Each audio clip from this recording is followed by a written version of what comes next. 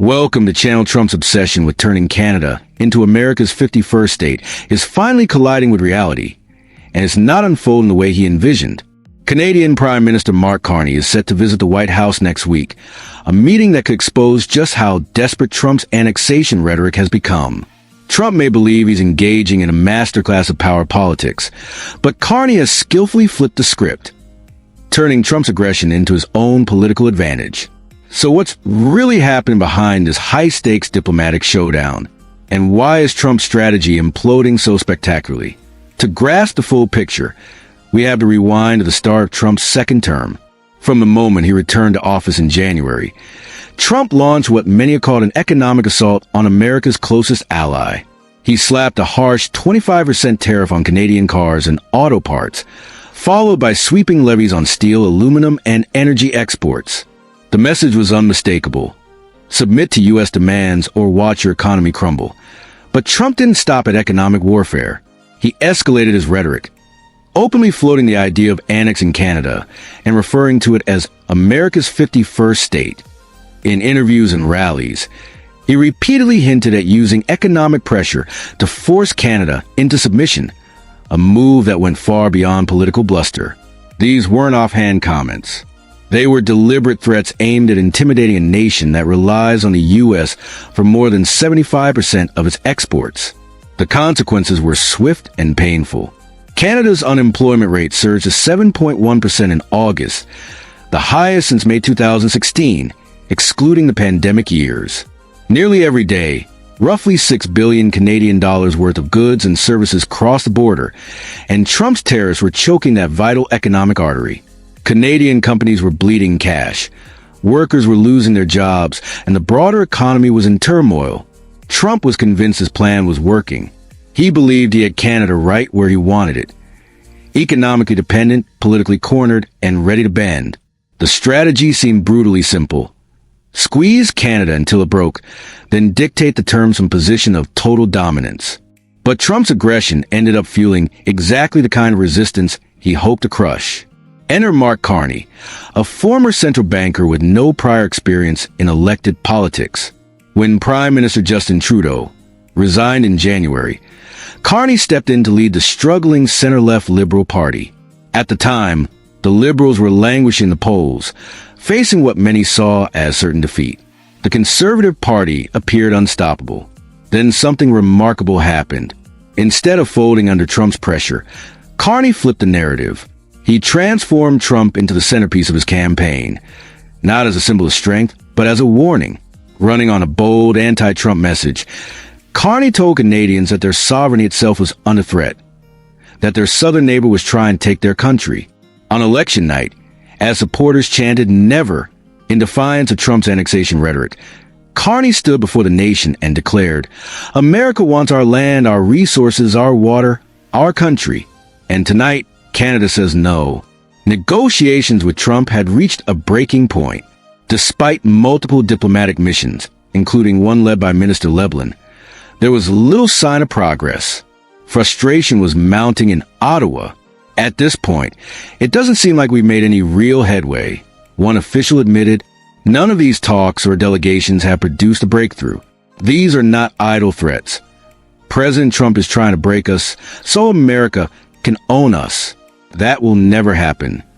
The results that followed stunned observers across the world. The Liberal Party, written off as politically doomed just months earlier, roared back to win 169 out of 343 seats, securing a minority government and keeping Mark Carney as prime minister. Analysts quickly reached a consensus: Trump's belligerence had backfired spectacularly.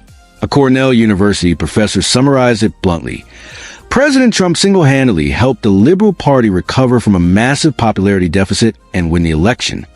In trying to subdue Canada, Trump had created his worst nightmare: a Canadian leader with a Democratic mandate built entirely on resisting American pressure. Carney's victory sent a powerful signal worldwide: Trump's bullying tactics could fail, and fail big. Instead of intimidating Canada into submission, Trump had reignited Canadian nationalism and produced a leader who owed his political survival to standing up to U.S. aggression. Once in office, Carney unveiled what he called his elbows-up strategy, a hockey term for defensive toughness. He declared that the old era of deep economic and military integration with the United States was over. It's clear the U.S. is no longer a reliable partner, Carney said, announcing his intent to reduce Canada's dependence on its southern neighbor. And he meant it.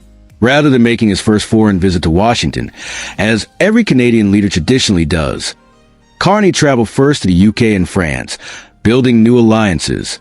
He opened defense discussions with Australia, including collaboration on Arctic radar systems. South Korean firms began pitching Canada advanced military hardware, a striking shift for a country that had long sourced most of its defense equipment from the U.S.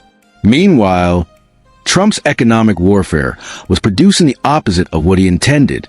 Instead of forcing Canada to capitulate, it pushed Ottawa to diversify trade and supply chains away from the American market. Canada dropped several retaliatory tariffs, not as an act of surrender, but as part of a calculated repositioning to stabilize relations under the USMCA while seeking broader partnerships elsewhere. When Trump and Carney finally met face-to-face in May, the changed power dynamic was unmistakable. Trump, ever self-congratulatory, quipped, "I think I was probably the greatest thing that happened to him." But his arrogance quickly met Carney's composure. When Trump revived his annexation talk in the Oval Office, Carney coolly replied, "As you know from real estate, there are some places that are never for sale." Trump's tone-deaf retort, "Never say never," only underscored how disconnected he was from reality. Later, Carney revealed that he had privately asked Trump to stop referring to Canada as the 51st state. But Trump's public remarks showed he had no intention of backing off. The timing of their latest meeting is especially significant. It comes as Trump renews his push for the Golden Dome missile defense program. He even boasted that Canada had asked to be included under its protection. His supposed offer? Why don't you just join our country? Become the 51st state and you get it for free.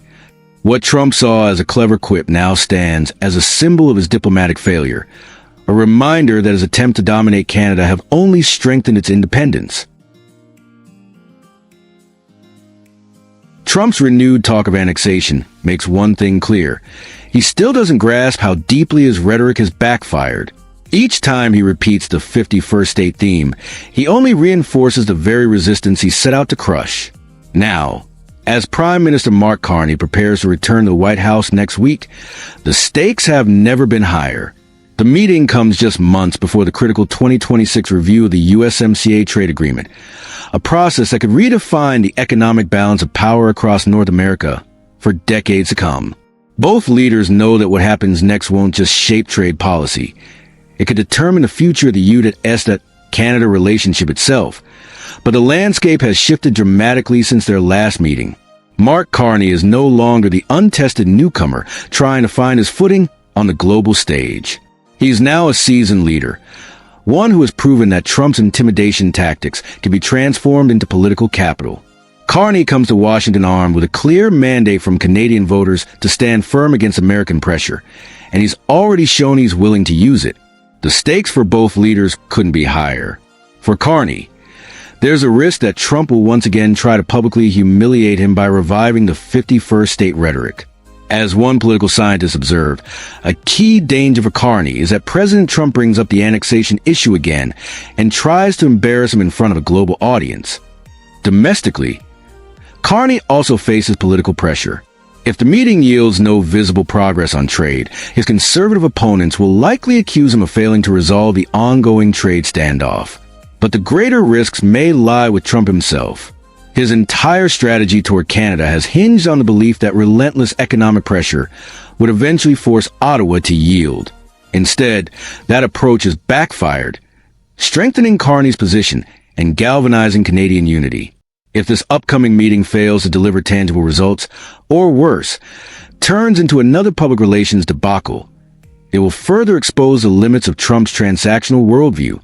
By framing U.S.-Canada relations as a contest of dominance rather than a partnership of mutual benefit, Trump has boxed himself into a corner, creating political constraints that never needed to exist. What makes this entire situation even more striking is just how profoundly Trump has misread Canada's political reality. He assumed that economic pressure would translate into political submission, that squeezing Canada's economy would force